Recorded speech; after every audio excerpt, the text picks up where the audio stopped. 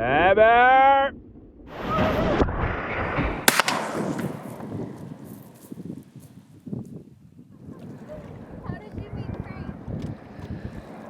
So I met Frank Wolf at Skookum Yacht Services in Vancouver, BC. Our boss, Stephen, introduced us to each other. One project we had was to mill lumber that had been reclaimed off a beach into planks that would be later used for a floating shop. With Frank and I's shared interest for hard work and putting ourselves out of comfort's way, Frank wrote me a text out of nowhere asking whether I'd want to join him on one of his trips. I was very honored to receive this text and immediately said, sign me up, after asking Lucy whether it was okay.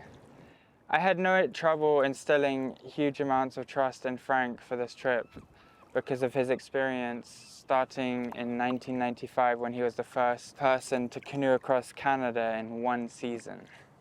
It was all a mystery to me, but I knew from our experience wrecking boats that anything that would come in our way, we would find a way around or through it.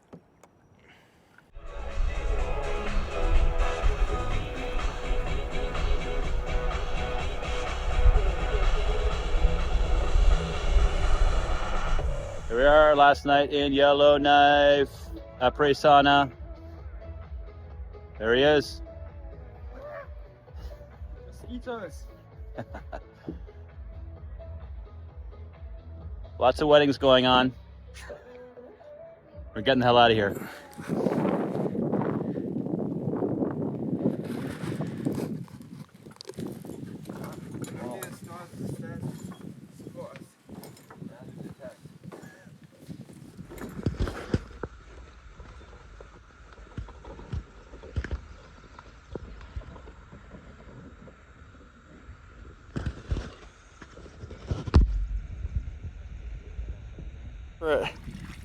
We are departing from Yellowknife, about 5 kilometers away. It's back there on the horizon.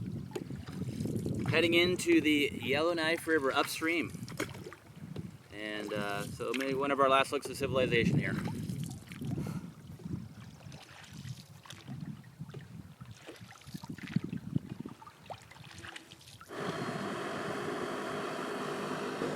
Stuck behind the dam trying to find our way around it for a portage. First day, going good. Good times. Mosquitoes. 300 pounds weight. No more dams from now on in the trip. That was it. Where's the dam? The dam is there. Of humanity. Last dam of the trip. I hope. Unless the maps are wrong. Oh no. Whew.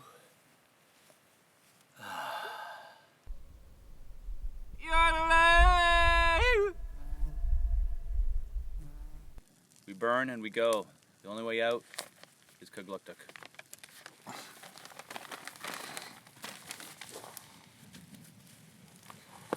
Oh wait, that was the wrong map. Just kidding. First rapid of the trip.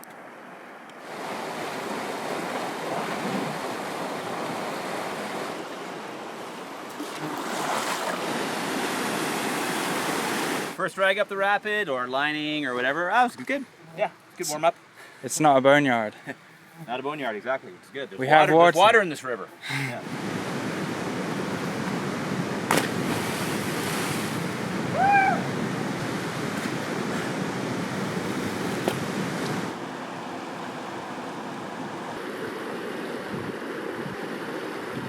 Well, we got this big, massive waterfall. You can see here all these little green trees. At some point in the last 10 years there's been a fire. It could be that if there was ever portage here, it's now gone and completely a thicket of willows, of poplars, I should say. So the other side looks better. It basically means we would get to the end of that flat rock over here and have to do a heinous, basically penetrate that dense bush, use the canoe maybe to kind of drive a hole in the woods.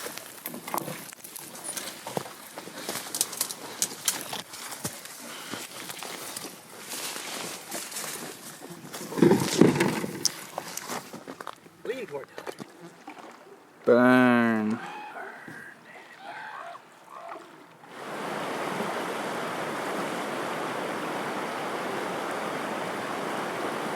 Holy cow, the fire did the job on that. Looks like there used to be like a fishing camp, hunting camp here, and it's been completely eviscerated by the fire that swept through here last year. Look what happens to an aluminum canoe in the fire. Look at that. Wow. And the hole in the front here. Hello. Hello.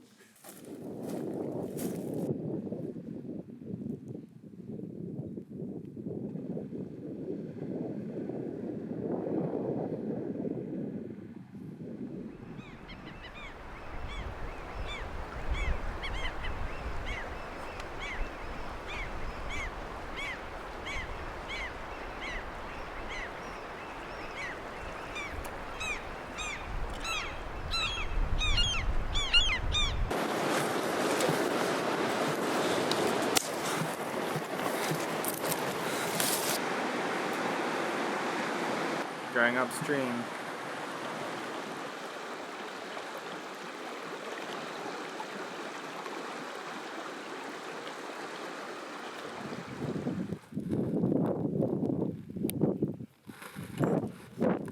Frank is out scouting for the portage.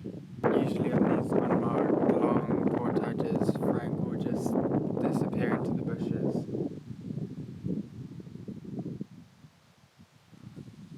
For I don't know how long, but it feels long. What do you find? Well, just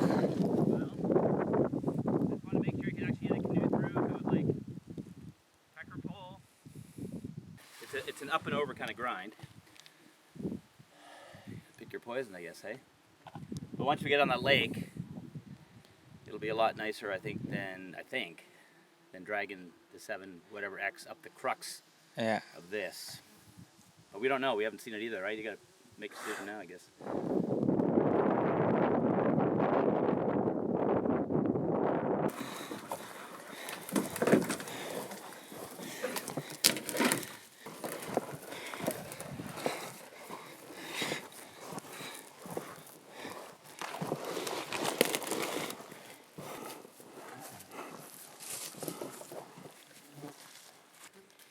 Not too bad here.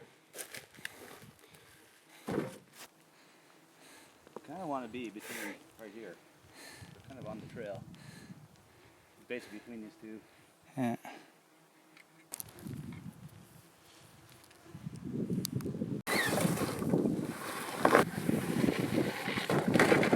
How you doing?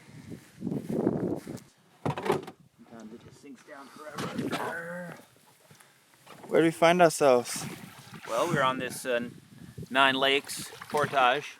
Or not portage, just like a mystery chain to get around this canyon section of the Yellowknife River. And we're just kind of looking for portages.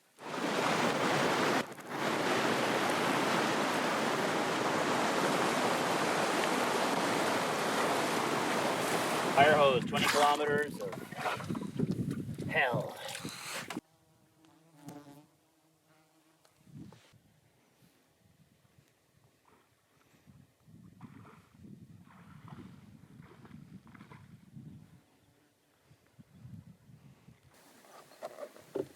Oh, he doesn't see too many people, this guy.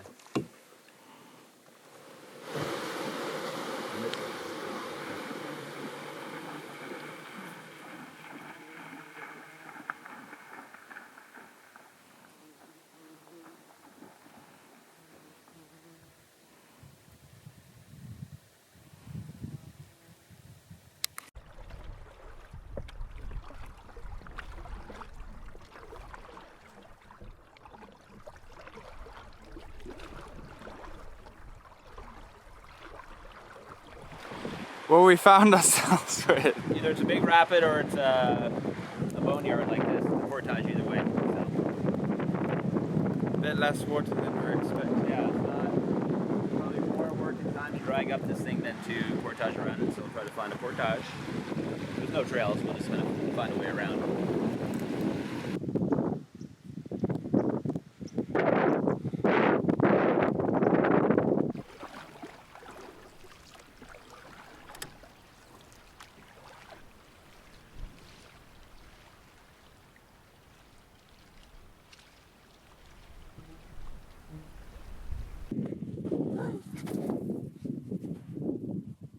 Hot and boogie.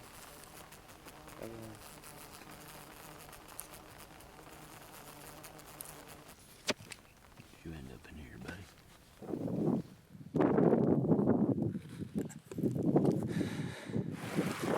Pretty small, eh? Yeah, getting smaller. We're getting pretty close to the source of the Yellowknife River. And earlier you can see that quite a bit wider and bigger. Now it's all just kind of trickling through these rocks. And we're lucky to actually get up this one. Oftentimes it just kind of disappears under a boulder field. So we got a channel in this one at least.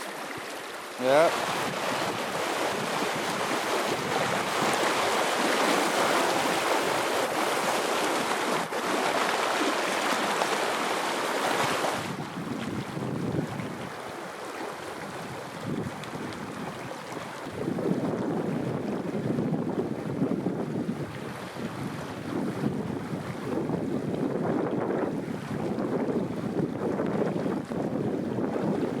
We completed the Yellowknife! Whoop whoop! Woo! First leg. Couple more to go. Day 10. Woo! My first upstream source to mouth. Mouth to source.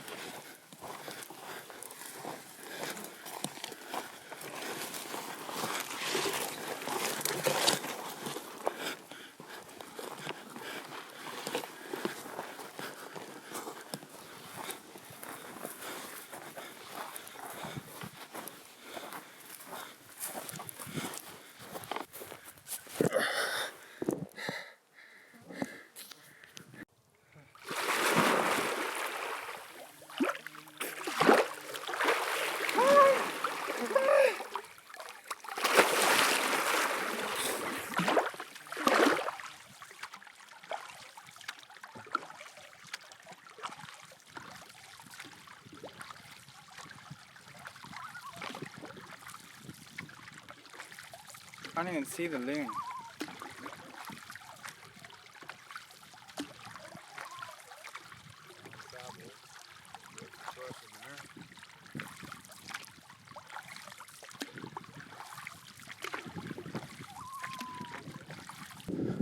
Woo! Yeah, here we are. This is our mystery move. We didn't know. Well, I didn't know. It's water on the map, but it's all shallow. You never know if it could be just like a boneyard of rocks, but luckily looks like a nice marshland that winds towards that big body of water back there is the Winter Lake. And then from there we're going to take kind of more known-ish, not that known, but known-ish, traditional kind of Dene travel route up towards Point Lake and the Arctic watershed there. So that's good. Good news, baby.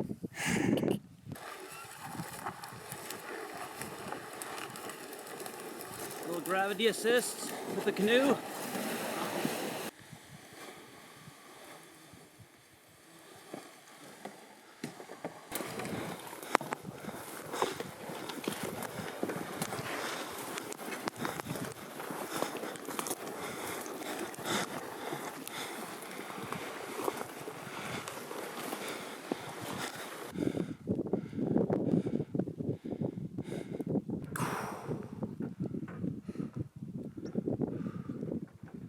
Pretty hot. Came from all the way up there. Winter Lake is somewhere down there. Trying to find our way through here.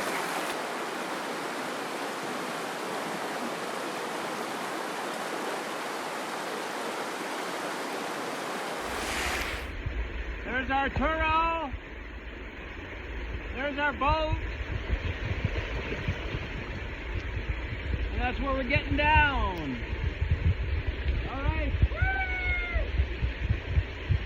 A 1, a 2, 3.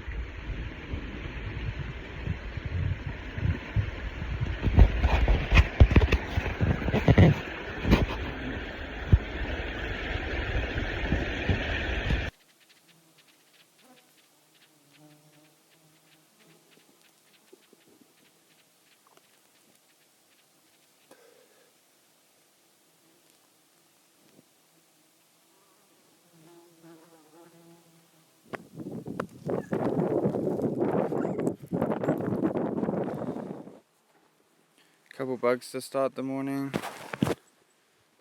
Gonna be 32 today. No wind. It's perfect black fly and bulldog or moose fly weather. Here's some evidence of cans we found here in the bush. We're linking the Winter River to Point Lake, an old traditional Dene route. This shows people used to travel through here.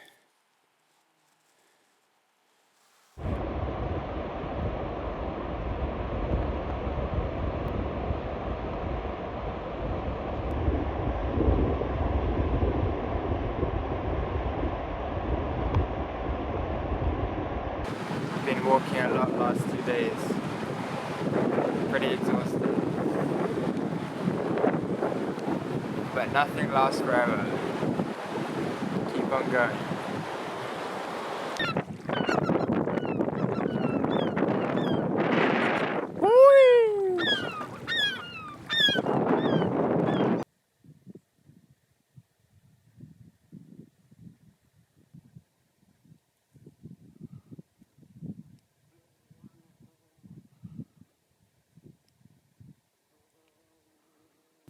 You want the good news or do you want the bad news?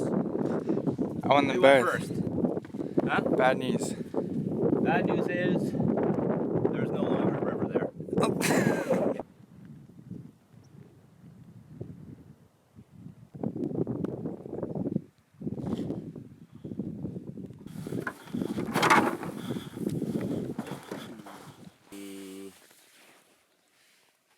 And the river disappeared. We had the 3.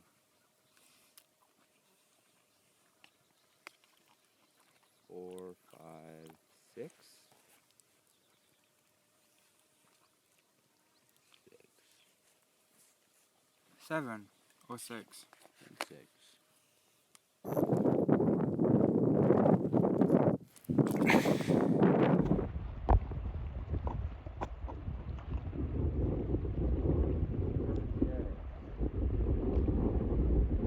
Yeah, get the gun. And get the ammo out of the big pack.